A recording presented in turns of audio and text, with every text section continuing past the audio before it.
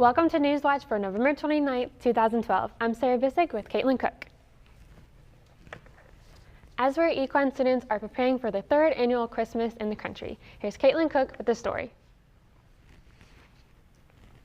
Christmas is a special time of the year at Asbury's Equine Center. It is a special time because the horsemanship ministry class unites to put on a performance for the public. These students have been hard at work preparing for the event and are enthusiastic about what the night holds. I spoke with some of the students who expressed excitement about the event. I really look forward, honestly, to the feedback because we've put a lot of time and effort into this, and we've kind of watched it progress and everything. I'd like to get good feedback from audience members and hopefully be able to know that it impacted them. It is kind of a different persuasion of the Christmas story, and I wonder how people are going to take it. Last year I came, but I really didn't see all the aspects behind the scenes, and to really see that is going to mean a lot to all of us because all the work we put into it. Equine professor Harold Rainwater shared his feelings about the purpose of the night. Well, it's an initiative of our horsemanship ministry class to share the real story of Christmas and using horses to tell that story. And we're hoping that it makes a difference in someone's lives.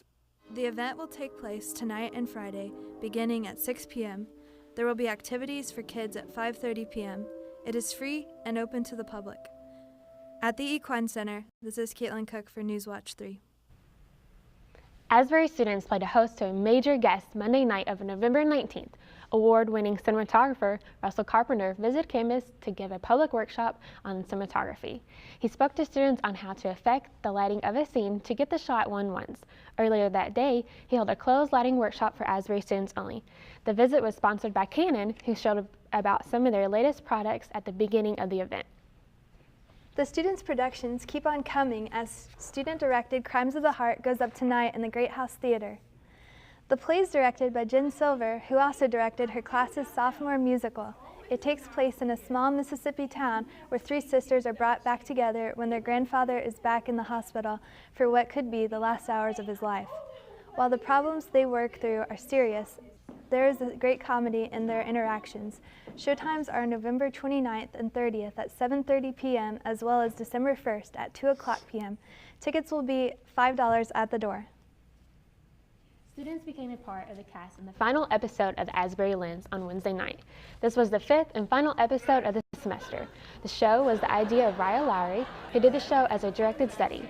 It included a full crew of students volunteers, as well as a cast of students who participated in a Whose Line Is It Anyway style game show. While this was the final show of the semester, it was the first to be broadcast live to campus, as well as to the Wilmore area, and students hope the show will continue next semester.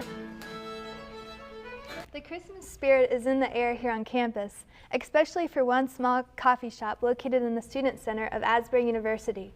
Our reporter Samantha Verissimo with the story.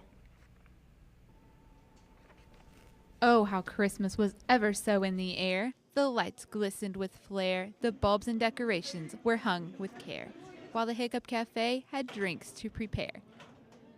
Asbury's campus coffee shop is ready for the Christmas season this year. We actually just started with our decorations for Christmas. We have new Christmas drinks, and our whole staff's having a blast with everything. Students are taking notice, and business has been booming. What are some drink favorites among students? I love the Hiccup Cafe. I like most of the drinks there, but if I had to choose a favorite, it would probably be a cider chai. My favorite drink at the Stews is an Oreo milkshake, and me and my friend have midweek milkshakes every Wednesday.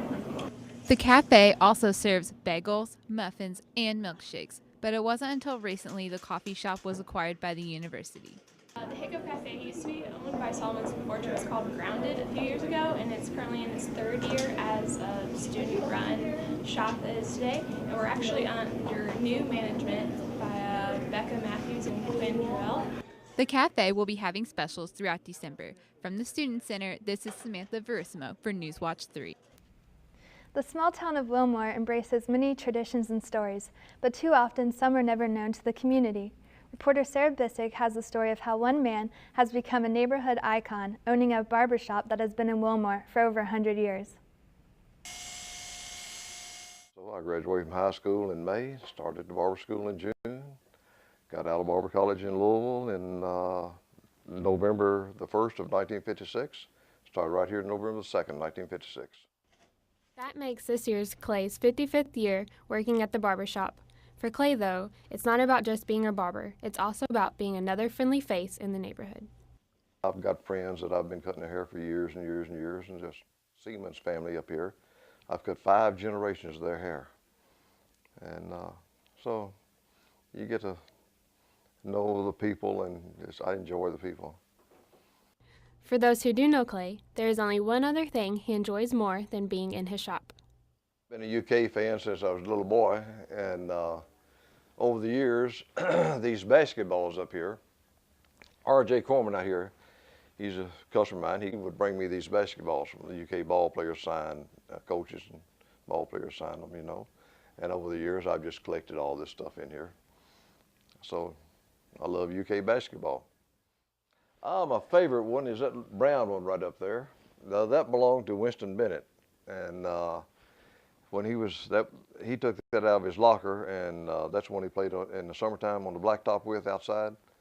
And he got all the boys to sign it, and I got it. I've got about 8,000 hats that people has given me.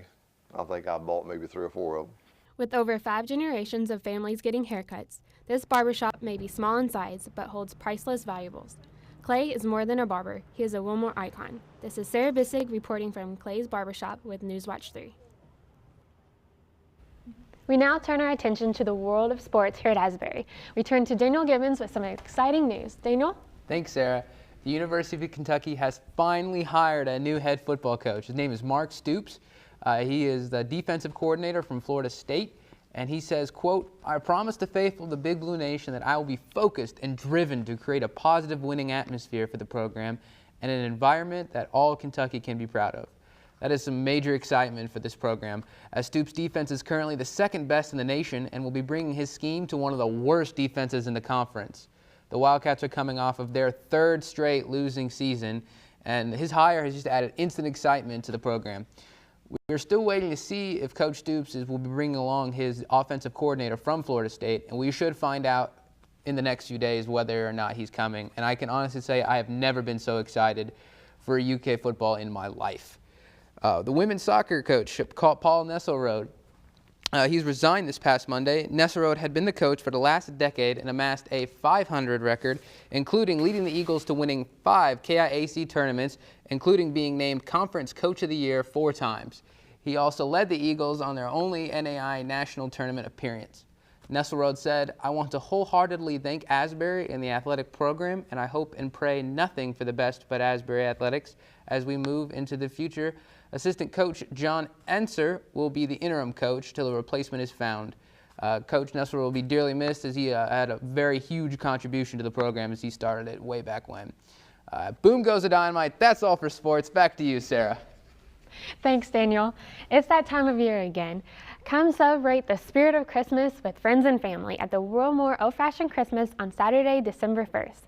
The entire day will be filled with activities for all ages and are free to the public.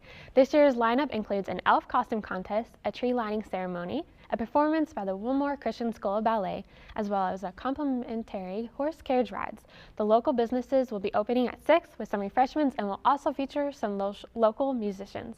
The night will end at a grand finale at the Wilmore United Methodist Church at 8 p.m., complete with a service and Christmas music. That's all for Newswatch today. Thank you so much for joining us. Our next broadcast will be December 6th. I am Sara Bissig with Katelyn Cook and Daniel Gibbons. Have a wonderful day.